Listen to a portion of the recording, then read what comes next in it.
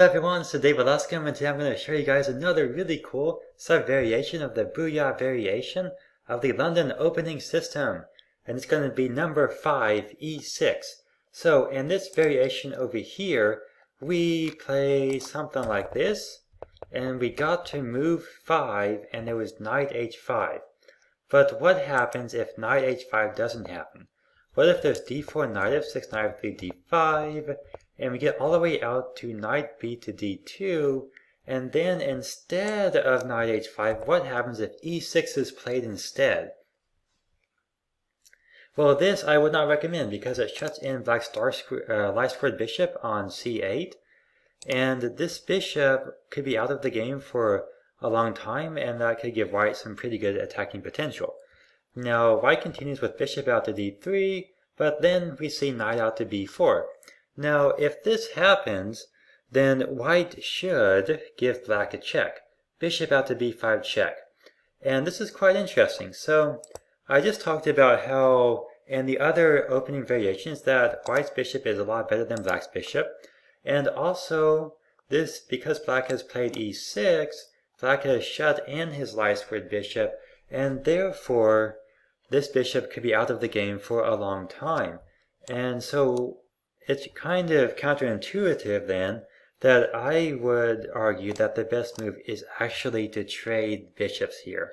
But the idea is that in the London opening system, tempos are way more important than whether or not your piece is a little bit better. So it is actually much better for white to trade a slightly better piece for black's worst piece in order to avoid a loss of a tempo. Because if white were to move, the bishop all the way back, then black is doing pretty good here and would be able to get in c5. But if we trade off the bishops right now, then after a3 and knight c6, we can see that black is not able to get in c5. And this is pretty important because now white can play c4, and white is the only one that is able to challenge the center.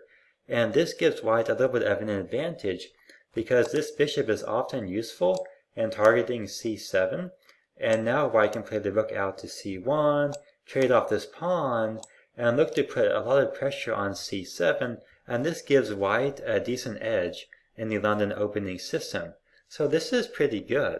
So that's why I would argue that white should trade his better bishop for black's worst bishop as long as white is able to get some other kind of advantage out of it.